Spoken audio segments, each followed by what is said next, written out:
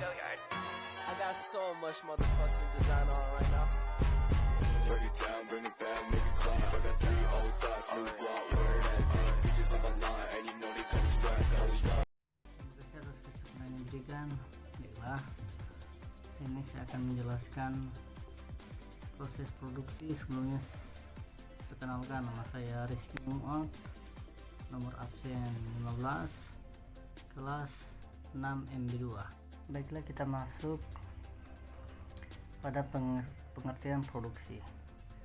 Produksi adalah menghasilkan pembuatan barang, produk, dan jasa dari bahan baku atau komponen dalam suatu periode waktu dan memiliki nilai tambah bagi perusahaan atau industri kecil, dengan kata lain industri rumahan.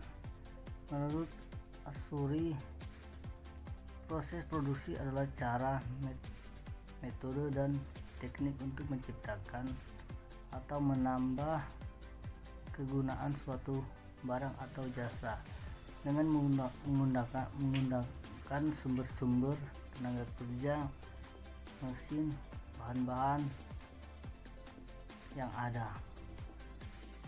Berikut tujuan proses produksi.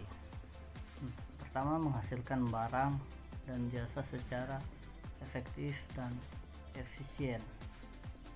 Kedua, sumber daya manusia yang digunakan. Ketiga, layout. Keempat, jumlah barang dan kapasitas produksi. Selanjutnya, jenis proses produksi. Yang pertama, fokus pada proses. Proses berarti mengatur fasilitas yang digunakan untuk operasional di sekeliling proses untuk menghasilkan produksi dengan volume produksi rendah tapi variasinya tinggi, dan sebagiannya besar perusahaan global yang menggunakan proses ini. Istilah lain yang sering digunakan adalah workshop.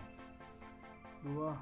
Fokus berulang, berarti proses produksinya berorientasi pada produk yang menggunakan modul. Ketiga, fokus pada produk. Strategi proses yang berfokus pada produk memiliki. Selanjutnya, teknologi proses, automatic identification system dan radio frekuensi.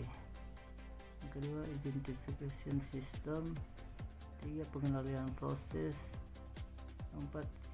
Sistem visi. Kelima, robot. Selanjutnya, rekayasa ulang proses. Suatu proses merancang ulang proses bisnis untuk memperbaiki kinerja. Bisnis proses yang bisa diaplikasikan untuk membantu memperbaiki usaha kecil maupun menengah. Selanjutnya, etika dan proses ramah lingkungan. Yang pertama, efisiensi biaya. Yang kedua, pengurangan limbah produk.